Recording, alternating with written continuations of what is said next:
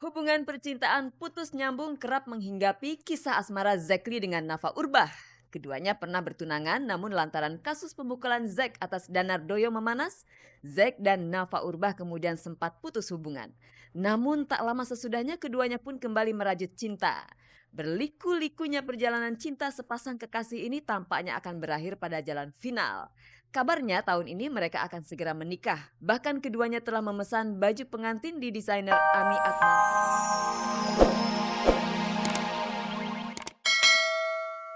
Kan buat mensosialisasikan pajak di kalangan artis.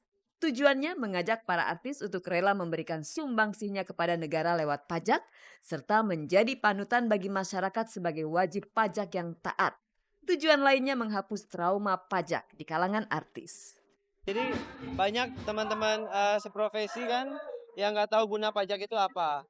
Dan apakah kalau kita terima honor atau pembayaran dari broadcast atau dari PH itu kan kena potongan pajak.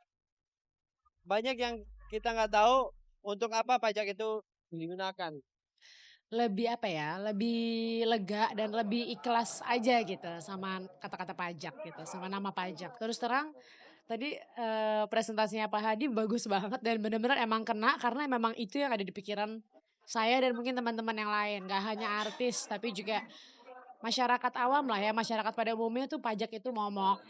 Bener-bener dijelaskan kemana sih larinya uang pajak. Tak bisa dipungkiri bahwa dunia entertainment adalah sumber pajak yang sangat besar bagi negara. Negara tentu tak ingin ada artis yang coba-coba menyembunyikan penghasilannya supaya bayar pajaknya sedikit. Alhamdulillah sih selama ini diuber-uber pajak belum pernah gitu ya. Tapi kalau diuber-uber job sama orang pajak sering gitu. Tapi ya alhamdulillah artinya eh kita harus menyadari lah bahwa harus bayar pajak karena untuk kepentingan bersama. Saya ingin bahwa pajak bukan momok lagi. Tapi pajak juga seperti artis juga bisa disengin dan disayangin oleh semua pihak. Maka dari kita harus memperkenalkan diri kita apa pajak, bagaimana pajak. Tak kenal maka tak sayang. Nah, ini semuanya itu aja. Pemirsa, aksi pembajakan masih marak terjadi di industri rekaman kita. Kemarin bertepatan dengan Hari Musik Nasional, beberapa penyanyi diantaranya Vina Panduwinata dan Iga Mawarni menggelar aksi damai untuk memerangi pembajakan. Apa saja tuntutan mereka? Dan pemirsa, meski kisah percintaan Nafa Urbah dan Zekli sempat mengalami putus nyambung, tapi keduanya diberitakan akan menikah tahun ini. Selain sukses merajut asmara, Zekli juga akan menggelitik perut penonton dengan aksi komedinya di program Karnaval. Ini dia berita selengkapnya.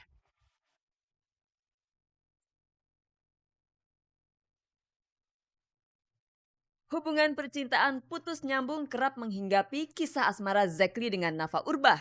Keduanya pernah bertunangan namun lantaran kasus pemukulan Zek atas Danardoyo memanas, Zek dan Nafa Urbah kemudian sempat putus hubungan.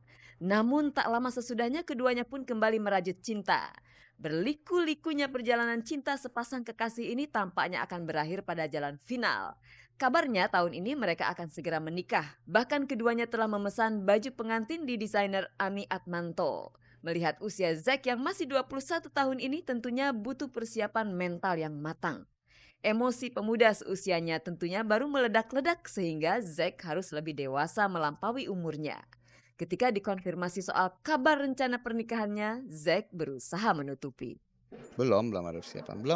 Belum, masih mungkin aja. Ngobrolan doang. Ada dong rahasia. Nggak mau rahasia, itu kan hubungan perusahaan. Dibandingkan dengan Nafa Urbah, kiprah Zekli di dunia seni peran tergolong masih hijau. Namun ia tak lantas patah arang. Malahan Zek makin terpacu mengasah kemampuan aktingnya. Dia akan membintangi drama parodi karnaval produksi RCTI. Selain dihibur dengan komedi, pemirsa RCTI akan dimanjakan dengan program anyar, yakni Panggung Emas dan Very Fantastic. Tentunya pemirsa sudah tak sabar lagi mengintip seperti apa kemampuan Zek menggelitik perut penonton.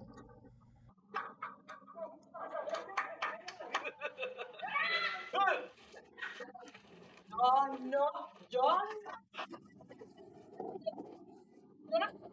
John mau satu kali nih. John kedua kali, jangan sampai 3 kali ya. Kenapa tadi telepon halo terus dimatiin? Lihat,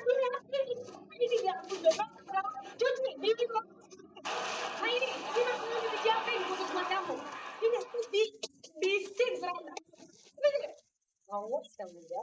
Kalau enggak nih, lihat Mama cubit kayak kemana.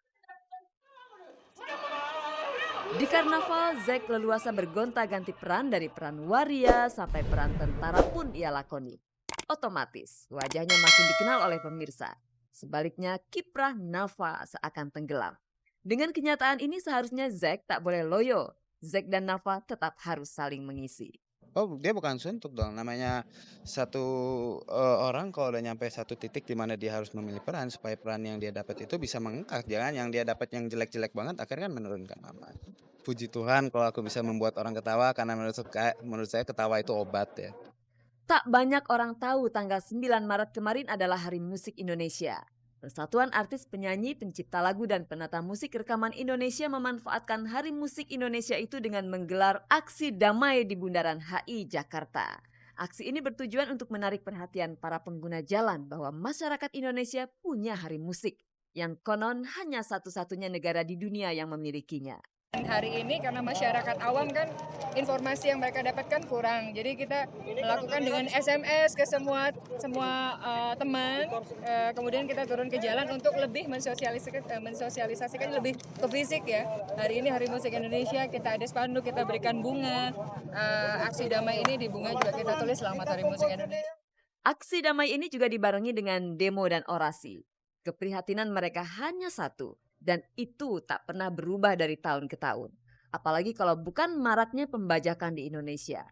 Pihak kepolisian memang terus mengejar para pembajak, namun seakan mati satu tumbuh 1000. Pembajakan itu tidak bisa berkembang dengan baik kalau masyarakat itu sendiri tidak merespons. Kita coba untuk mengingatkan jangan membeli bajakan. Karena aku rasa itu kita mulai dari rumah sendiri. Kalau kita memulai jangan lihat dari tetangga kiri kanan, tapi kita mulai dari rumah kita sendiri. Ironis memang, meski punya hari musik, namun Indonesia mendapat predikat memalukan sebagai surga para pembajak. Kita di mata dunia sudah dicap dalam tanda petik bangsa pembajak. Sudah dibilang koruptor, sudah dibilang tidak disiplin, ditambah lagi dengan dalam tanda petik quote unquote itu bahwa pembajak terbesar juga di dunia. Harus segera melaksanakan restrukturisasi tata niaga industri musik kita. Karena tata niaga industri musik kita ini sudah sangat-sangat amat primitif.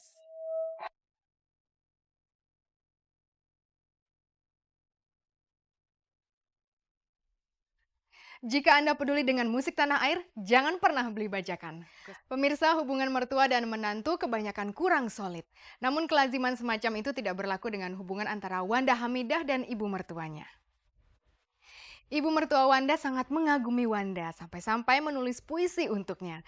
Oleh karena itu Wanda sangat terinspirasi oleh ibu mertuanya. Hingga akhirnya Wanda ingin mengikuti jejak ibu mertuanya sebagai penulis. Nah, bagaimanakah kisah antara mertua dan menantu ini? Langsung saja kita saksikan liputannya.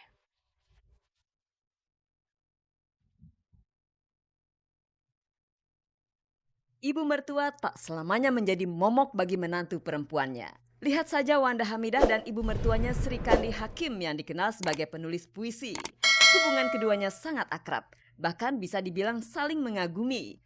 Wanda kagum dengan kemampuan ibu mertuanya dalam menulis puisi, termasuk puisi-puisi sang mertua yang terangkum dalam kumpulan puisi berjudul Namaku Perempuan.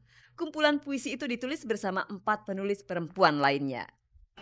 Saya pertama bangga, yang kedua saya berharap ya mudah-mudahan saya bisa mengikuti jejak beliau, gitu kan, jadi perempuan yang hebat juga. Sebagai penulis puisi, ternyata Sri Kandi Hakim juga membuat sebuah puisi yang diilhami oleh kiprah Wanda sebagai aktivis. Puisi yang saya buatkan untuk Wanda seperti puisi-puisi yang lain itu biasanya datang dari hati saya. Wanda, menantu saya ini adalah seorang aktivis. Dan waktu itu dia lagi dalam 12 Mei pada peringatan Tragedi Trisakti, dia pergi meninggalkan anaknya Syalima, dititipkan untuk dia pergi ikut berdemonstrasi. Jadi saya buatkan Wanda satu puisi yang berkaitan dengan kegiatannya dia dan keprihatinannya sosial dia. Sebagai pengagum karya puisi ibu mertuanya, apakah Wanda juga seorang kritikus yang baik?